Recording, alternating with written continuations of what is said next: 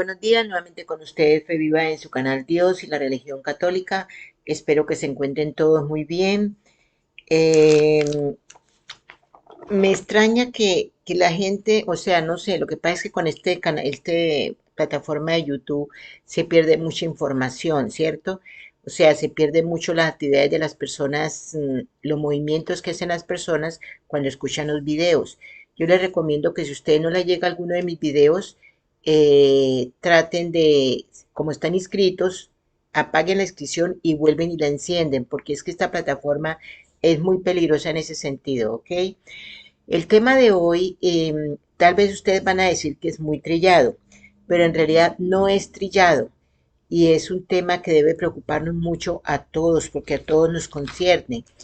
Y es aquel, o sea, espérense hasta el final porque hasta el final van a encontrar ustedes por qué el título de mi video, ¿verdad? Para eso tengo que explicar algunas cosas con anterioridad, ¿cierto?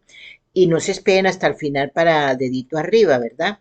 O para compartirlo o para suscribirse. Recuerden que todo es gratis. Muy bien, el tema de hoy, voy a empezar por preguntar, pues se preguntarán quién puede comulgar. Lo referente a la comunión es muy importante que lo sepamos, porque recuerden que ese aspecto de la comunión es tan importante que nos podemos condenar o salvarnos por la comunión, ¿verdad? Entonces, ¿quién puede comulgar? Toda persona que quiera comulgar, si ha cometido un pecado mortal, tiene que primero confesar ese pecado mortal, porque primero, antes de comulgar, quien cometió el pecado mortal, pues tiene que recuperar la gracia antes de comulgar. Si uno está en estado de gracia, pues no hay necesidad de que se confiese antes de comulgar, lo puede dejar para cuando tenga más tiempo o cosas así. O sea, si es, cuando no se está en estado de gracia, cuando se han cometido pecados mortales, ¿correcto? Si ya nosotros no tenemos pecados mortales, alguna persona no tiene un pecado mortal, solo tiene pecados veniales, pecados leves, y no puede venir a confesarse por el tiempo o bueno, por cualquier circunstancia, puede ir a confesar, mientras que llega la hora de, puede ir a comulgar mientras que llega la hora de confesarse, ¿verdad? Entonces, depende si es necesario confesarse o no. Como les dije, quien ha cometido un pecado mortal debe primero recuperar la gracia que ha perdido. Hay un capítulo hay muchos capítulos y versículos en la Sagrada Biblia del Nuevo Testamento que nos hablan sobre lo que es la comunión con Dios, ¿verdad? Por ejemplo, y las consecuencias o beneficios de la comunión, ¿cierto?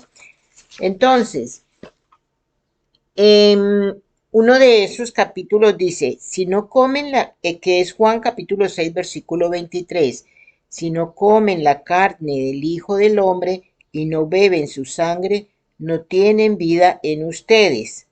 En, quien come mi carne y bebe mi sangre tiene una vida eterna. Esa es otro, ¿cierto? Entonces, es necesario hacerlo con dignidad, el ir a la comunión. La comunión no es un premio, no crean que ustedes están obteniendo un premio por ir a la comunión. No se precisa ser santo. O sea, si nosotros tuviéramos que ser santo para recibir la comunión, pues seguramente entonces no existiría la comunión, porque pues ustedes saben lo difícil que es ser santo, ¿verdad? Esto es más bien una necesidad espiritual, la cual tiene algunos requerimientos. Las dos primeras condiciones o requerimientos son de origen divino, surgen de la realidad de la Eucaristía y están consignadas en la Sagrada Escritura. Primero, el estado de gracia. Segundo, saber a quién se recibe. Y eso es lo que se ha perdido, eso es lo que estamos fallando, están fallando muchos las personas católicas en este momento a nivel mundial, ¿cierto? San Pablo en una de Corintios, capítulo 11, versículos 27 y 29, dice, quien coma el pan o beba la copa del Señor indignamente, será reo del cuerpo y de la sangre del Señor. Examínese pues cada cual y coma así el pan y beba de la copa, pues quien come y bebe sin discernir el cuerpo, come y bebe su propio castigo, ¿sí? Entonces es necesario distinguir, saber a quién se va a recibir. Es tan triste ver que en este momento muchas personas no saben, a muchos católicos les preguntan que si saben qué es lo que hacen cuando van a recibir la Sagrada Eucaristía, no tienen idea, es un requisito, ¿no? Estamos, hasta muchos católicos se atreven a decir que simplemente es un memorial, como dicen los protestantes, como cuando se come un pedazo del pan, lo estamos comiendo en memoria de lo que le pasó a nuestro Señor Jesucristo. Eso no es así, nosotros debemos discernir, saber que en ese pedacito de pan está el cuerpo y la sangre de Jesús. El capi, yo creo que el que mejor es, todos los evangelistas explican esa parte de la última cena, que fue cuando nuestro Señor Jesús instituyó la Eucaristía, ¿cierto? En la última cena, cuando partió y dio el pan a sus discípulos. Todos ¿qué? Los evangelistas lo dicen, pero yo creo que el más completo para mí es San Mateo, ¿cierto? Porque, por ejemplo, voy a tratar de leerles. Mire, por ejemplo, San Mateo en capítulo 26, síganme por favor, San Mateo capítulo 26, versículo 17 dice, el primer día de la fiesta de los panes sin levadura vinieron los discípulos a Jesús diciéndole, ¿dónde quieres que preparemos para que coma la Pascua? Y él dijo, id a la ciudad a cierto hombre y decirle, el maestro dice, mi tiempo está cerca, en tu casa celebraré la Pascua con mis discípulos. Y los discípulos hicieron como Jesús les mandó y prepararon la Pascua. Cuando llegó la noche y se sentó a la mesa con los 12 y mientras comían, dijo, de cierto os digo que uno de vosotros, escuchen eso, de uno de vosotros me va a entregar. Y entristecidos en gran manera comenzó cada uno de ellos a decirle, ¿soy yo, Señor? Entonces él respondiendo dijo, el que meta la mano conmigo en el pan, ese me va a entregar. La verdad el Hijo del Hombre va, a la verdad el Hijo del Hombre va, según está escrito de él, mas hay de aquel hombre por quien el Hijo del Hombre es entregado. Bueno, bueno, bueno, dijo el Señor, le hubieran haber no nacido.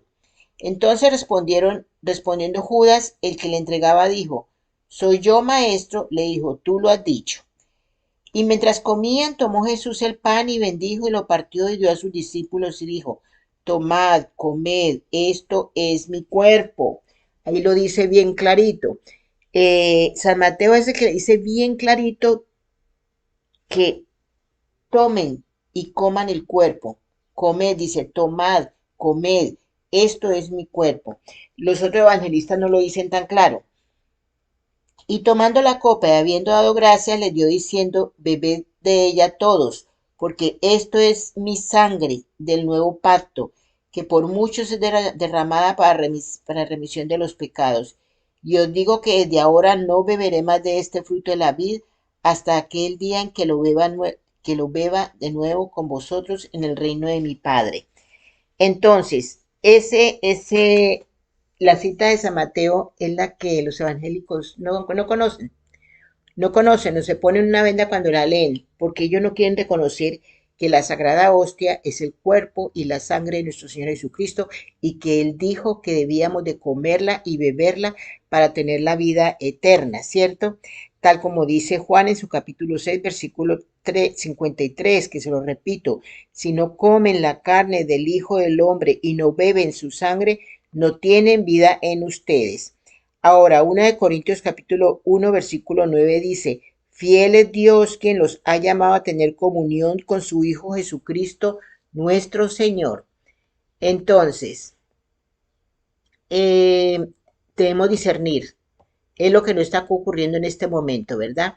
Y además, ustedes saben que en la actualidad hay personas gobernantes, por ejemplo, el presidente de este país, de USA, que comulgan sabiendo que ellos están en pecado porque están apoyando,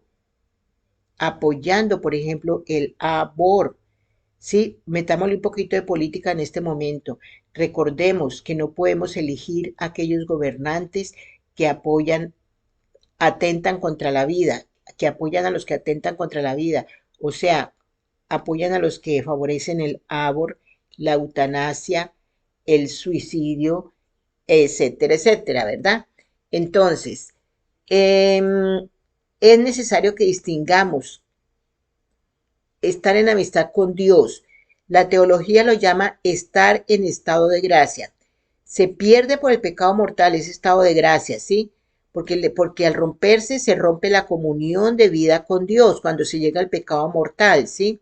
Se recupera y ese rompimiento de la gracia, de esa pérdida de la gracia, la recuperamos cuando se confiesa a la persona que está en pecado mortal, ¿verdad? Con el sacramento de la penitencia. Respecto a la confesión y la Eucaristía, la Iglesia concretó explícitamente dos preceptos. Antes de la primera comunión es obligación confesarse. Si se ha cometido, o sea, cuando éramos niños, ¿no? Si se ha cometido un pecado mortal, ya cuando empiezan a avanzar en edad y se ha cometido un pecado mortal, es necesario confesarse antes de comulgar. Entonces, conveniente o necesario. Salvo los dos casos señalados, no es necesario confesarse antes de comulgar. Si una persona está en gracia, ¿sí? Ya estamos en gracia, pues todos cometemos pecados, leves pero pecados, ¿cierto? No mortales, ¿verdad? Aunque haga mucho tiempo que no se confiesa, puede comulgar con toda tranquilidad, pero pues sabiendo y prometiendo que va a confesarse próximamente, tan pronto tenga la oportunidad, ¿verdad? Entonces, no debemos añadir más condiciones que las que realmente existen. La confesión frecuente es una práctica muy recomendable para el crecimiento espiritual. O sea, eso no es que sea una obligación. Con la comunión, con la confesión, nuestra alma descansa, ¿cierto? Y además tenemos que obedecer porque eso fue un mandato de Jesús, ¿verdad? Con la confesión queda nuestra alma más purificada. Una cosa es la conveniencia de la confesión frecuente y otra distinta que sea necesidad para recibir la comunión si uno está en gracia. ¿Ok? O sea, como le digo, si uno está en gracia, pues no necesita confesarse frecuentemente, ¿verdad? Entonces, hasta ahí todo es claro, ¿verdad? Entonces, ¿cuál es el problema? En que una persona en estado de pecado mortal puede, repito, recuperar la gracia de Dios incluso antes de confesarse. ¿Cómo sería eso? Haciendo un acto de contrición perfecta con el propósito de confesarse cuanto antes. Ahí se recupera la gracia y puede confesar. Pues va en cada cual si cree que va a estar engañando a Dios, ¿verdad? Entonces, ¿qué es un acto de contrición perfecta? Un acto de contrición perfecta es un acto de arrepentimiento del pecado cometido. Arrepentimiento tal que sentamos de verdad dolor en nuestro corazón, ¿verdad? Movido ese arrepentimiento por el amor a Dios. Que sintamos, tal vez yo en algún video ya había dicho esa parte, pero no sobra decirlo. Que cuando nosotros nos arrepentimos tiene que ser de que verdad nos duela haber ofendido a Dios. Que Él es santo, tan digno de amor, tan grande, el todopoderoso, bueno. Recordemos que es el único bueno, ¿no? Etcétera, etcétera. Entonces, ¿qué es un acto de contrición imperfecta? Tal como yo les decía, pero ustedes no van a engañar a Dios, ¿verdad? Pero el acto de contrición imperfecta es el mismo acto realizado por motivos sobrenaturales, muy buenos todos, pero que no son por el amor de Dios, sino que más bien dice, yo me confieso, yo voy a comulgar, yo me voy a comulgar y no tuve tiempo de confesarme, pero yo me arrepiento, porque pues me da miedo de ir al infierno, ¿verdad? Porque en realidad eso es el pecado de por sí, es muy feo, ¿verdad? Porque tu conciencia no te está dejando vivir tranquila, etcétera, etcétera. Simplemente deseo de comulgar, que como mucha gente lo hace, ¿sí? Porque no disciernen, ¿correcto? Entonces, el dolor de la contrición imperfecta es suficiente para recibir el perdón de los pecados en la confesión. Si al dolor de la contrición perfecta se le une el propósito que tenga cada uno, se obtiene la gracia, se une el propósito de confesarse, porque Dios ordenó la confesión y por tanto debemos cumplirla, ¿verdad? Eso también lo dice la palabra de Dios. Eso también es otra cosa que desconocen los protestantes, que no aceptan por nada del mundo. Mire, yo he visto videos del Padre Toro donde los protestantes que hablan con él, el Padre Toro les dice con pelos y señales, hace que la persona que lea la escritura con pelos, con puntos y comas, y están escuchando lo que dice la palabra de Dios, mas sin embargo dicen que ellos no piensan lo mismo, que no lo aceptan. Por eso le llaman protestantes, ¿verdad? Bueno, entonces, ¿puedo comulgar después de cometer un pecado mortal antes de confesarme? Si hago un acto de contrición perfecto, no. ¿Por qué no?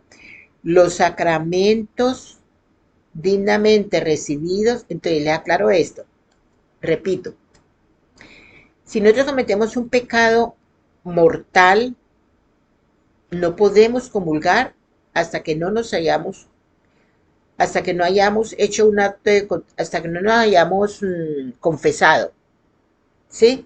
¿Y por qué no? Los sacramentos dignamente recibidos dan la certeza de acceder a la gracia de Dios. Actúan es opere operato, según explica la teología, en virtud por eficacia de lo actuado que no falla. Si no pongo un obstáculo a su acción, la realiza eficazmente. En cambio, cuando hago un acto de contrición perfecta, estoy en un ámbito no sacramental, en el cual depende de, por decirlo de alguna manera, la calidad de mi acción. No tengo certeza de haber hecho realmente un acto de contrición perfecta. No tengo cómo medir la perfección o imperfección de mi acto de contrición. ¿Correcto? Si comulgara así, me podría exponer a recibir al Señor indignamente y cometer así un sacrilegio. El problema no es solo mi pecado, es problema sobre todo el respeto que Dios merece. No puedo exponer la Eucaristía a semejante ofrenda. O sea, es una falta de respeto, ¿verdad? Ir uno a recibir la Eucaristía sabiendo que uno está en pecado mortal. Sin necesidad, no sería lógico correr a ambos riesgos. Por esto la Iglesia, para cuidar la dignidad del sacramento y el alma de los fieles, impuso un precepto en el Concilio de Trento, que nadie con conciencia de haber cometido un pecado mortal se acercará a comulgar, por muy contrito que se sienta sin haberse confesado antes. Es decir, que hay una ley de la Iglesia que lo manda, recordemos. Entonces, conclusión de esa partecita, si hemos cometido un pecado mortal, no podemos comulgar sin habernos confesado. No vale el acto de contrición, ¿correcto? La Iglesia lo manda, pero tiene sus excepciones. Sí, sí, porque los preceptos eclesiásticos no obligan cuando hay una dificultad grave. El precepto divino no tiene excepción, no se puede comulgar en estado de pecado. El precepto eclesiástico puede tenerla. Se podría comulgar en el estado de gracia obtenido mediante un acto de contrición perfecta, aún antes de confesarse, escuchen bien, si hubiera alguna dificultad grave, ¿sí? En este caso, una grave necesidad de comulgar. Es decir, una persona que tiene obligación de comulgar y no puede confesarse, puede hacer un acto de perfecta contrición y comulgar. Por ejemplo, un sacerdote, el sacerdote debe celebrar los sacramentos en estado de gracia. Si no los tuviera, cometería un sacrilegio. Imagínense la cantidad de personas, de sacerdotes que se están muriendo, que están perdiendo sus almas en este momento ya aquí en la tierra. No se han muerto, pero ya tienen su alma perdida, con la cantidad de herejías y actos contra los sacramentos que están cometiendo muchos sacerdotes en este momento, ¿verdad? Si un sacerdote no está en estado de gracia cuando celebra, ¿sí?, los sacramentos, cometería un sacrilegio. Además, cuando celebra misa no puede no comulgar. Escuchen bien eso. La comunión del sacerdote forma parte de la ceremonia. Si ustedes ven un sacerdote que está dando misa y no comulga al mismo tiempo que está ofreciendo, antes de ofrecer la comunión, es el primero que comulga, pues entonces está cometiendo un pecado, ¿verdad? Si en un pueblo el sacerdote estuviera en estado de pecado mortal y no tuviera con quién confesarse y debiera celebrar la misa para el pueblo, ¿qué tendría que hacer? Ese sacerdote debe hacer un acto de contrición perfecta y celebrar la Santa Misa. Esa es una de las excepciones que le estoy mencionando, ¿verdad? Otro ejemplo, si omitir la comunión procurara un grave escándalo o infamia, es el caso de una persona que está en la cola para comulgar y de repente recuerda estar en pecado mortal. No había caído en cuenta antes, tal vez, no lo había discernido, ¿verdad? Si no puede alejarse sin llamar gravemente la atención de los demás, puede comulgar haciendo un acto de perfecta contrición. Obviamente no es el caso de quien no quiere confesarse, sino de quien de buena fe se encuentra en esa situación. Ya cuando va a llegar a la comunión se da cuenta de que hizo algo que ofende bastante a Dios y ya no puede echarse para atrás, entonces pues comulga, ¿cierto? Pero para eso tiene que hacer un acto de contrición perfecto en ese último minuto antes de recibir el cuerpo y la sangre de Cristo. Obviamente, sin una necesidad real y una dificultad grave, también real, sería un grave abuso el cumplimiento de este precepto de la Iglesia, cuyo fin no es impedir a la gente la comunión, sino conseguir que lo haga dignamente, evitando todo peligro de sacrilegio. Sería absurdo exponerse a cometer un sacrilegio para satisfacer la ganas de comulgar o para evitar la vergüenza de dejar de hacerlo o por la necesidad de recibir al Señor, etcétera. ¿Sí? Sin una necesidad grave de recibir la Eucaristía. De hecho, casi nunca hay obligación de comulgar, como es el caso del sacerdote que celebra y algún otro caso excepcional. Muy bien, y si el sacerdote me deja o no me deja, por decir algo, a veces se escucha decir, pero un sacerdote me dijo que comulgara. Es el caso ahorita, por ejemplo, de muchos personajes de la política bien conocidos que van a confesar, van a comulgar y los sacerdotes le brindan la comunión sabiendo que esta persona está apoyando el labor, la eutanasia o cosa parecida, ¿verdad? Entonces, resulta que es una ley que dice que a ninguna persona le puede negar la comunión, ¿cierto? Pero para eso existe el discernimiento de la persona cuando va a recibir el cuerpo y la sangre de Cristo, ¿cierto? Si una persona es católica de verdad y sabe lo que está haciendo y está apoyando eh, estos delitos contra la vida, como son los que le acabo de mencionar, esta persona sabe que está cometiendo un pecado, ¿cierto? Y más sin embargo va a comulgar, está agrandando su pecado. Nos preguntamos, ¿puede un sacerdote eximir del cumplimiento de esta ley? No, porque no tiene ninguna potestad sobre ella, ¿cierto? Si te lo dijo, se equivocó, no tendría que habértelo dicho. Hay cosas para las que se tiene poder y cosas para las que no. Si no tengo poder de hacer algo e intento hacerlo, el intento es vano, ya que lo hecho no tendrá ninguna validez. Sería como si un diácono quisiera consagrar. Por mejor voluntad que se le pusiera, nunca conseguiría que el pan se convirtiera en el cuerpo de Cristo, porque no tiene el poder de hacerlo. Los diáconos no tienen el poder de consagrar. Los diáconos no tienen el poder de consagrar. Escuchen bien eso. Y menos las fulanas diaconisas que están aspirando a eso, ¿verdad? Sería como, perdón, por voluntad sería mejor que le pusiera, que conseguiría que el pan se convirtiera en el cuerpo de Cristo porque no tiene el poder de hacerlo. Por mucho que el diácono pusiera toda esa voluntad en hacer que el pan se convirtiera en la sangre del cuerpo de Cristo, no lo podría hacer porque no tiene la autorización para hacerlo. no tiene el poder que Dios otorga para hacerlo, ¿verdad? Si un sacerdote da permiso para hacer algo en lo que no tiene potestad, ¿cierto? El permiso es absolutamente inválido. Además, un mal consejo no te excusa de pecado. Por tanto, no pierdas el tiempo pidiendo permiso para comulgar.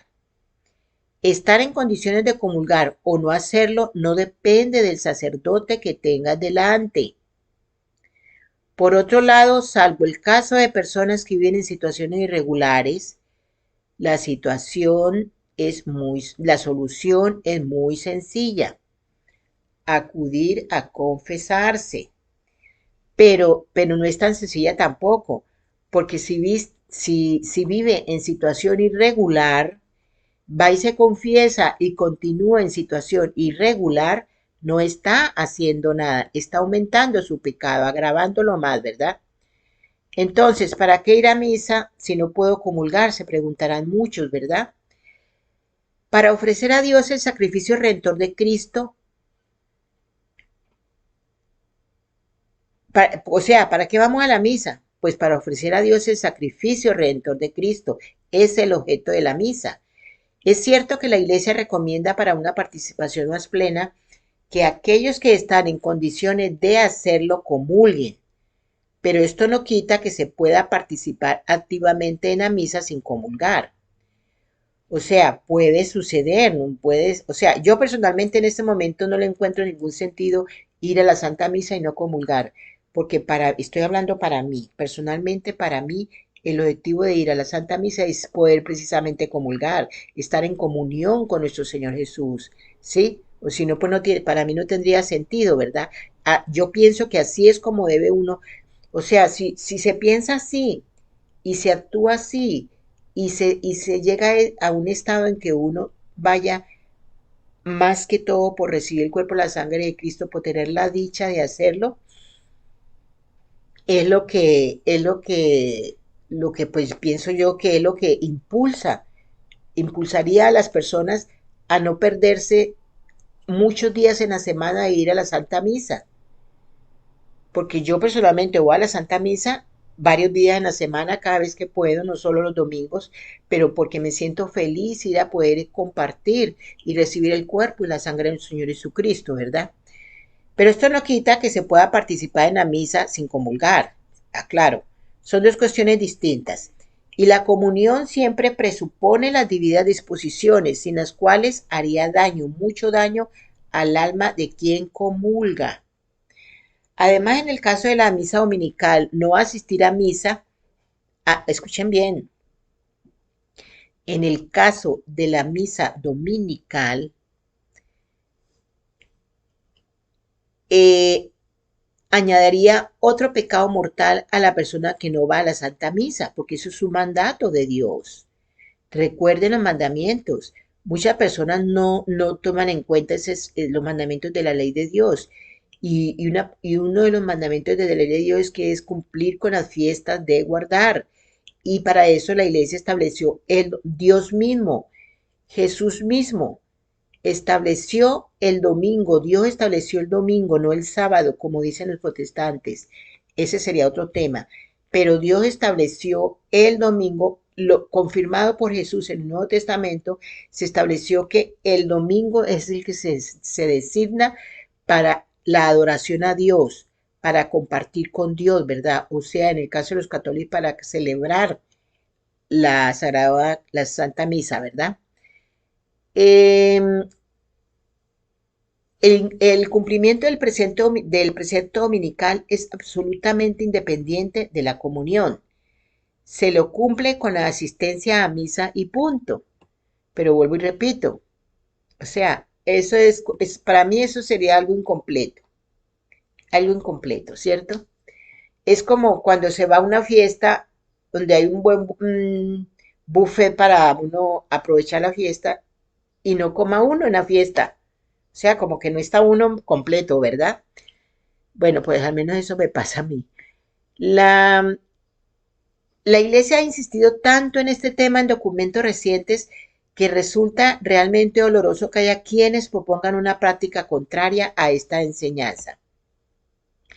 Lo que la iglesia enseña y quiere está clarísimo para quien sepa leer y quiera obedecer. Le pediría a quien difunda lo contrario que tenga al menos la honestidad de decir a los fieles que no es eso lo que la iglesia sostiene. De lo contrario estaría engañándolos en su buena fe. Decirle a un fiel, comulga y después te confieso, pues salvo los casos de excepciones, ¿verdad? Es loco, es descabellado por parte de un sacerdote. Significa tanto como decirle, comete un sacrilegio y después te confieso. No, es mejor no cometas el sacrilegio. Así es sencillo, ¿verdad? Entonces, el Catecismo de la Iglesia Católica en su numeral 1385, para remitirnos un poco a los textos del Magisterio, dice, debemos prepararnos para este momento tan grande y santo. San Pablo exhorta a un examen de conciencia. Quien coma el pan, abro comillas porque lo dijo San Pablo, quien coma el pan o beba el cáliz del Señor indignamente, será reo del cuerpo y de la sangre del Señor. Examínese pues cada cual y coma entonces del pan y beba del cáliz, pues quien come y bebe sin discernir el cuerpo, come y bebe su propio castigo. Eso lo vemos en 1 de Corintios capítulo 11 versículo 27 y 29. Entonces, quien tiene conciencia de estar en pecado grave debe recibir el sacramento de la reconciliación antes de acercarse a comulgar. Evitémonos problemas, ¿verdad? Congregación para el culto divino y la disciplina de los sacramentos, instrucción redemptionis sacramentum, sobre algunas cosas que se deben observar o evitar acerca de la Santísima Eucaristía. Subtítulo 81. Subnumeral, digamos, 81.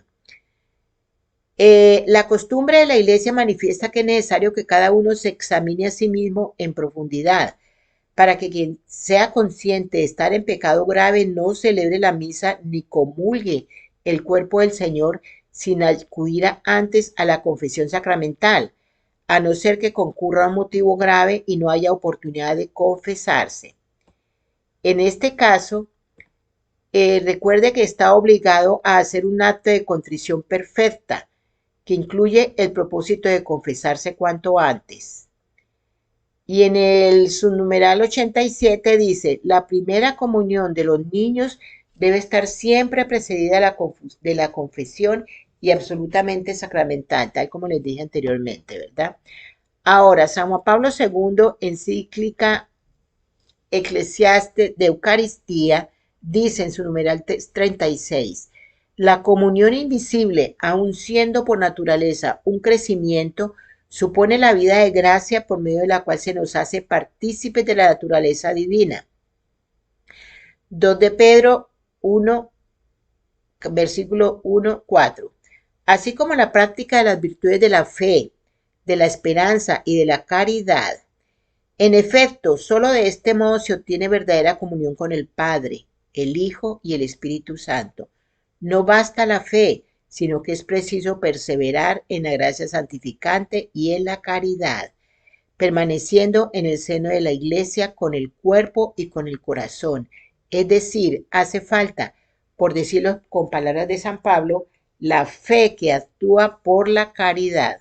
La integridad de los vínculos invisibles es un deber moral, bien preciso del cristiano que quiera participar plenamente en la Eucaristía, comulgando el cuerpo y la sangre de Cristo. El apóstol llama a la atención sobre este deber con la advertencia, abro comillas, examínese pues cada cual y coma así el pan y beba de la copa. Eso lo vemos en 1 de Corintios capítulo 11 versículo 28. San Juan Crisóstomo, con la fuerza de su elocuencia, exhortaba a los fieles. También yo alzo la voz, suplico, ruego y exhorto encarecidamente a no sentarse a esta sagrada mesa con una conciencia manchada y corrompida. Hacer esto, en efecto, nunca jamás podrá llamarse comunión, por más que toquemos 1000 veces el cuerpo del Señor, sino condena, tormento y mayor castigo. Entonces, precisamente en ese sentido, el Catecismo de la Iglesia establece: quien tiene conciencia de estar en pecado grave debe recibir el sacramento de la reconciliación antes de acercarse a comulgar.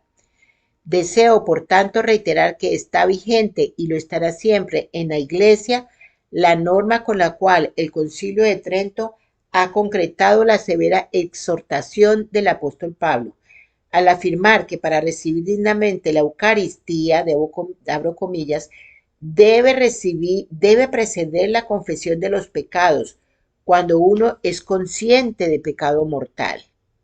Y eso yo creo que no es difícil para uno saber cuándo está en pecado mortal, ¿verdad?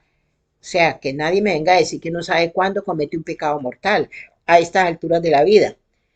Numeral 37, artículo 37. La Eucaristía y la penitencia son dos sacramentos estrechamente vinculados entre sí.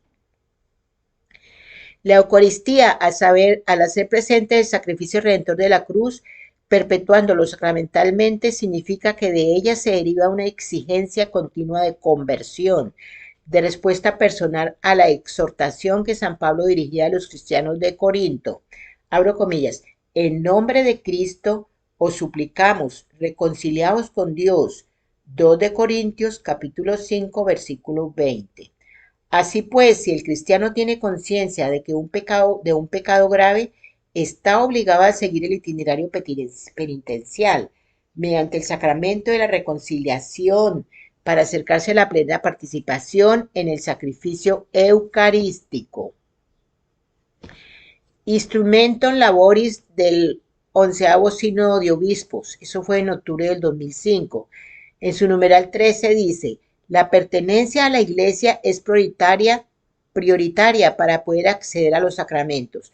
No se puede acceder a la Eucaristía sin haber antes recibido el bautismo, o no se puede retornar a la Eucaristía sin haber recibido la penitencia, que es el bautismo laborioso para los pecados graves. Desde los orígenes de la Iglesia, para expresar tal urgencia propedéutica, instituyó respectivamente el catecumenado para la iniciación y el itinerario penitencial para la reconciliación. Numeral 22. El sacramento de la reconciliación restablece los vínculos de comunión interrumpidos por el pecado mortal. Les estoy hablando bastante de esto porque recordemos que los protestantes no aceptan el sacramento de la reconciliación, o sea, la confesión, ¿verdad? Por lo tanto, merece una particular atención la relación entre la Eucaristía y el sacramento de la reconciliación. Las respuestas indican la necesidad de proponer nuevamente esa relación con el contexto de la relación entre Eucaristía e Iglesia, y como condición para encontrar y adorar al Señor, que es el Santísimo, en espíritu de santidad y con corazón puro. Él ha lavado los pies a los apóstoles para indicar la santidad del misterio. El pecado, como afirma San Pablo, provoca una profanación análoga a la prostitución, porque nuestros cuerpos son miembros de Cristo. 1 de Corintios, capítulo 6, versículo 15 y 17. Dice, por ejemplo, San Cesareo de Arles: todas las veces que entramos en la iglesia, reordenamos nuestras almas, así como quisiéramos encontrar el templo de Dios. ¿Quieres encontrar una basílica reluciente? No manches tu alma con la inmundicia del pecado. Qué bonito, ¿verdad? La relación entre Eucaristía y penitencia en la sociedad actual depende mucho del sentido de pecado y del sentido de Dios. El sentido de Dios se ha perdido, seamos realistas, se ha perdido un montón. La distinción entre el bien y el mal frecuentemente se transforma en una distinción subjetiva. En este momento, a todo lo que es el bien se le dice mal y a todo lo que es el mal se le dice bien, ¿verdad?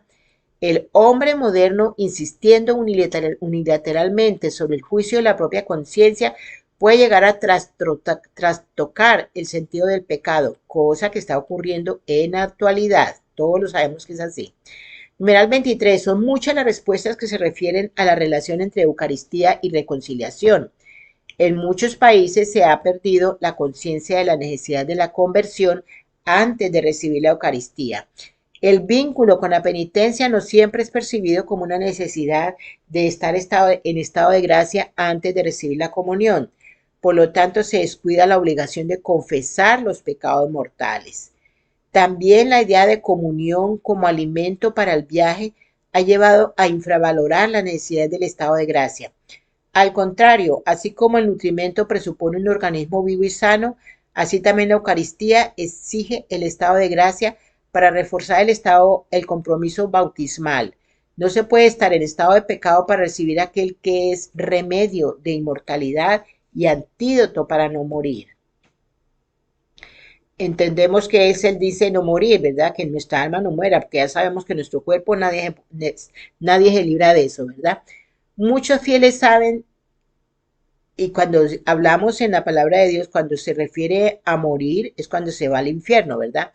Muchos fieles saben que no se puede recibir la comunión en pecado mortal, pero no tienen una idea clara acerca del pecado mortal. Otros no se interrogan sobre este aspecto. Se crea frecuentemente un círculo vicioso. No comulgo porque no me confesé. No me confieso porque no cometí pecados. ¿Sí ven? Yo he tenido esa experiencia con personas que digo, usted ya se confesó y dice, pero yo para qué me voy a confesar si yo no he cometido ningún pecado, ¿cierto? Las causas pueden ser diversas, pero una de las principales es la falta de una adecuada catequesis sobre este tema. Otro fenómeno muy difundido consiste en no facilitar con oportunos horarios el acceso al sacramento de la reconciliación.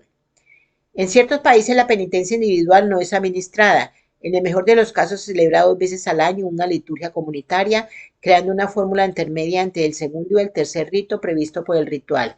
Ciertamente es necesario constatar la gran desproporción entre los muchos que comulgan y los pocos que se confiesan. Es, y eso sí es cierto, y eso se ve muy claramente. Yo por ejemplo, a veces voy a la iglesia, una inmensa, grandísima, llena la iglesia, cantidad de personas comulgando. Y llego yo después de la iglesia, hacen confesión y voy a buscar la confesión, 4 o 5 personas confesándose. Esa es la realidad. Es bastante frecuente que los fieles reciban la comunión sin pensar en el estado de pecado grave en que pueden encontrarse. Por ese motivo, la admisión a la comunión de divorciados y vueltos a casar, que es lo que ha aprobado actualmente el Papa protestante, simplemente es un fenómeno no raro en diversos países. En las misas ezequiales o de matrimonios o en otras celebraciones, muchos se acercan a recibir la Eucaristía, justificándose en la difundida convicción que la misa no es válida sin la comunión. Ante estas realidades pastorales, en cambio, muchas respuestas tienen un tono más alentador. En ellas se propone ayudar a las personas a ser conscientes de las condiciones para recibir la comunión y de la necesidad de la penitencia que precedida del examen de conciencia prepara el corazón purificándolo del pecado. Con esta finalidad se tiene oportuno que el celebrante hable con frecuencia también en la homilía sobre la relación entre estos dos sacramentos. Eso no se habla, seamos sinceros. En este momento en ninguna iglesia, yo creo, mejor dicho, me atrevería a decir que ni una iglesia hay, o bueno, de pronto sí hay una o dos, en donde se hable de este tema. Ya los sacerdotes no hablan nada sobre el pecado en las homilías. Entonces, ¿por qué el título de mi video? ¿Por qué les hablé bastante de la reconciliación, o sea, el sacramento de la confesión y de la Sagrada Eucaristía?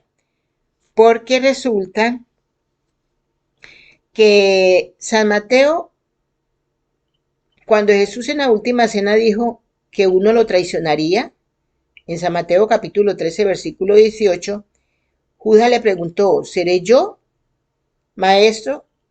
Y Jesús le contestó, tú lo has dicho. Entonces, ¿qué pasó en ese momento? Les voy a leer qué pasó cuando Jesús le dijo, tú lo has dicho en la última cena, cuando Jesús le dijo que uno de ellos le traicionaría, Judas preguntó, ¿seré yo maestro? Y Jesús le dijo, tú lo has dicho. Entonces vamos a leer Lucas capítulo 22, versículo 3. Lucas. Ese ya lo había leído, pero tal vez ustedes no habían caído en cuenta. Lo voy a volver a leer en la partecita a donde viene la explicación del título de mi video. Lucas, capítulo 22. Estaba cerca la fiesta de los panes sin levadura, que se llama la Pascua, y los principales sacerdotes y los escribas buscaban cómo matarle porque temían al pueblo. Y entró Satanás en Judas, por sobrenombre Iscariote, el cual era uno del número de los 12. Y este fue y habló con los principales sacerdotes y con los jefes de la guardia de cómo se lo entregaría. Ellos se alegraron y convinieron en darle dinero, y él se comprometió y buscaba una oportunidad para entregárselo a espaldas del pueblo. Ahora, cuando ya en la cena, cuando se instituyó la Eucaristía, Jesús dijo, continúo, voy a repetirle otra vez esa partecita. Habiendo tomado la copa, dijo, no, perdón. Cuando era la hora, se sentó a la mesa y con él los apóstoles y les dijo, cuánto he deseado comer con vosotros esta Pascua antes que padezca, porque os digo que no la comeré más hasta que se cumpla en el reino de Dios. Habiendo tomado la copa, dio gracias y dijo, tomad esto y repartidlo entre vosotros, porque os digo que no beberé más del fruto de la vid hasta que el reino de Dios venga. Y tomó el pan y dio gracias y lo partió y le dio diciendo, esto es mi cuerpo, que por vosotros he dado, haced esto en memoria de mí. De igual manera, después que hubo cenado, tomó la copa diciendo, esta copa es el nuevo pacto de mi sangre, que por vosotros se derrama. Mas he aquí la mano del que me entrega no está conmigo, la mano del que me entrega está conmigo en la mesa. Ahí vamos. A la verdad el Hijo del Hombre va, según lo que está determinado, pero que, hay de aquel hombre por quien es entregado. Ese ay como lamento que lanzó Jesús en la última cena, significa la perdición para el que lo hiciera, ¿sí? La perdición total, ¿cierto? No como ahorita que dicen que San Judas, que Judas Iscariote se salvó y que está en el cielo. Entonces, ellos comenzaron a discutir entre sí quién de ellos sería el que había de hacer eso. Entonces, esa partecita, ¿por qué yo digo, por qué se dice que Satanás entró en Judas en el momento en la última cena? ¿Por qué? Porque cuando Jesús le preguntó, cuando Jesús dijo que uno de ellos le traicionaría y que estaba compartiendo con él en su mesa, Judas le preguntó, ¿seré yo maestro? Él le dijo, tú lo has dicho. Entonces, ¿qué sucedió en ese momento? En ese momento, Judas no se arrepintió. Él tuvo la oportunidad de arrepentirse en ese momento. Él sabía que Jesús sabía que él lo había entregado. Él sabía porque Jesús lo sabía todo y se lo dijo ahí claramente. Pero a pesar de eso, él no se arrepintió. No se arrepintió de la entrega que había hecho en la venta al recibir las monedas para entregar a Jesús. O sea, ¿y qué hizo? Aparte de que no se arrepintió, recibió lo que Jesús le dio, el cuerpo y la sangre de Cristo. ¿Caen? ¿Sí caen en el detalle? Entonces, por eso la Sagrada Biblia dice que Satanás entró en Judas.